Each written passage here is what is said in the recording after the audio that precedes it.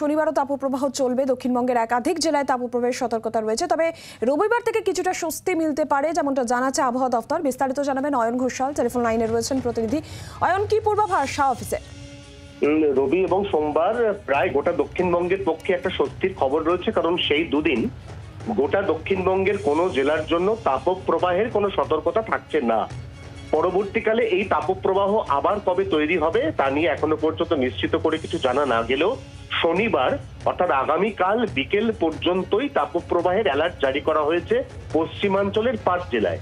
গাঙ্গেয় দক্ষিণবঙ্গের ক্ষেত্রে যেরকম আর্দ্র পরিস্থিতি সেরকমই চলবে আগামীকাল বিকেল পর্যন্ত।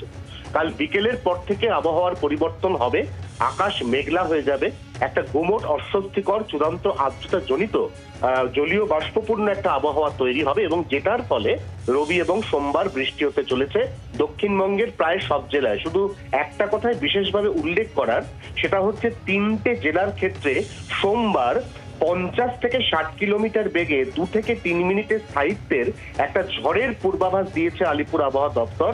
এই ঝড় হতে পারে 2 মেদিনীপুর, ঝাড়গ্রাম এবং পশ্চিম বর্ধমান জেলায়। এছাড়া অন্যত্র অর্থাৎ গোটা দক্ষিণবঙ্গের সর্বত্রই 30 থেকে 40 কিলোমিটার বেগে দমকা হাওয়া বইবে রবি এবং সোমবার। ধন্যবাদ অয়ন।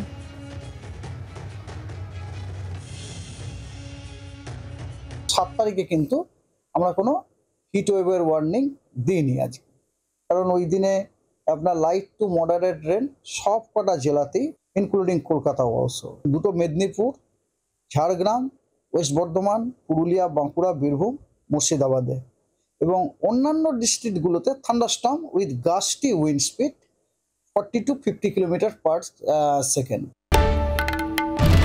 বাংলার আওয়াজ, বাঙালির আবেগ, জি 24 ঘন্টা।